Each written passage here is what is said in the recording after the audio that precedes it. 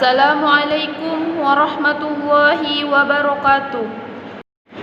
Alhamdulillahi rabbil alamin. Wassalamu ala asrafil anbiya'i wal mursalin wa ala alihi wa sahbihi ajma'in. Ba'du. Pertama sekali, marilah sama-sama kita panjatkan kehadirat Allah Subhanahu wa taala yang telah memberikan kita kesehatan, begitu juga kesempatan sehingga kita masih bisa berkumpul di ruangan yang sangat kita cintai ini.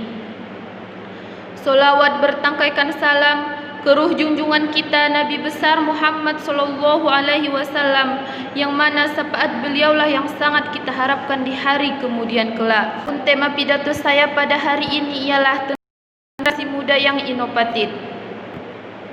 Hadirin yang dirahmati Allah, berbicara tentang generasi muda Indonesia, marilah kita tengok sejenak generasi muda di era 1900-an.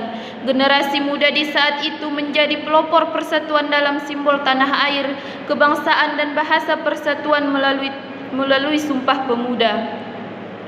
Generasi muda memiliki semangat tinggi untuk melakukan perubahan. Semangat itu muncul ketika mereka melihat suatu kejanggalan pada bumi pertiwi yang kita cintai ini.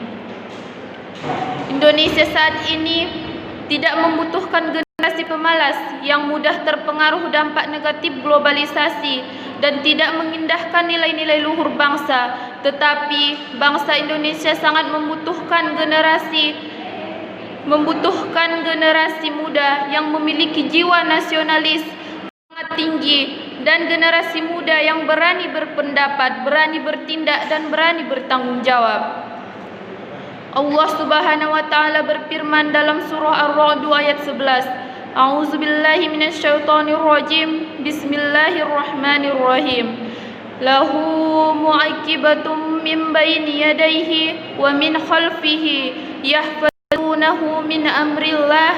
Innallaha la yughayyiru ma biqaumin hatta yughayyiru ma bi anfusihim wa isa aradallahu biqaumin maraddalahu wa ma lahum min dunihi min walin.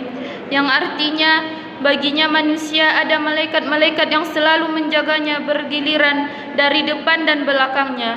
Mereka menjaganya atas perintah Allah. Sesungguhnya Allah tidak akan mengubah keadaan suatu kaum sebelum mereka mengubah keadaan diri mereka sendiri. Dan apabila Allah menghendaki keburukan terhadap suatu kaum, maka tak ada yang dapat menolaknya dan tidak ada pelindung bagi mereka selain Dia. Hadirin yang dirahmati Allah, banyak hal yang harus dibenahi dalam diri kita, mulai dari hal-hal kecil hingga hal-hal yang besar. Dari cara kita berpakaian, bertutur kata, bergaul dan lainnya. Marilah lihat di sekeliling kita, banyak saudara kita yang telah mengenal rokok, narkoba, pergaulan bebas dan tindak kriminal lainnya. Banyak hal yang menyebabkan itu semua. Salah satunya adalah kurangnya kepedulian kita untuk berpikir sebelum bertindak. Masih banyak hal-hal positif yang dapat kita lakukan. Salah satunya kita dapat terus mengembangkan potensi yang kita miliki, seperti contoh, bagi yang pandai melukis, teruslah berkarya lewat coretan-coretan indah di atas kanvas.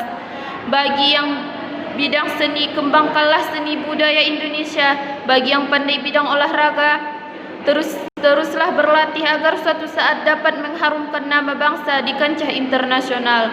Setiap orang memiliki potensinya masing-masing, dan mengetahui potensi tersebut adalah diri kita sendiri. Maka janganlah ragu untuk mengembangkan potensi yang kita miliki. Hadirin yang dirahmati Allah, sudah bukan waktunya lagi kita terpuruk di era globalisasi. Kini saatnya bagi kita untuk bangkit, menatap jauh ke depan, tinggalkan masa kelabu, tinggalkan segala hal negatif yang kita lakukan. Kembangkan potensi yang kita miliki, lakukan perubahan pada negara ini. Bawalah nama besar Indonesia ke dunia internasional. masa yang singkat ini, saya akan menyampaikan rangkaian kata yang dapat memotivasi kita. Generasi muda bangsa Indonesia, berikan saya 1000 orang tua, niscaya akan kucabut semeru dari akarnya. Berikan saya 1 pemuda, niscaya akan kugoncangkan dunia. Demikianlah pidato dari saya. Billahi taufiq wal hidayah. Wassalamualaikum warahmatullahi wabarakatuh.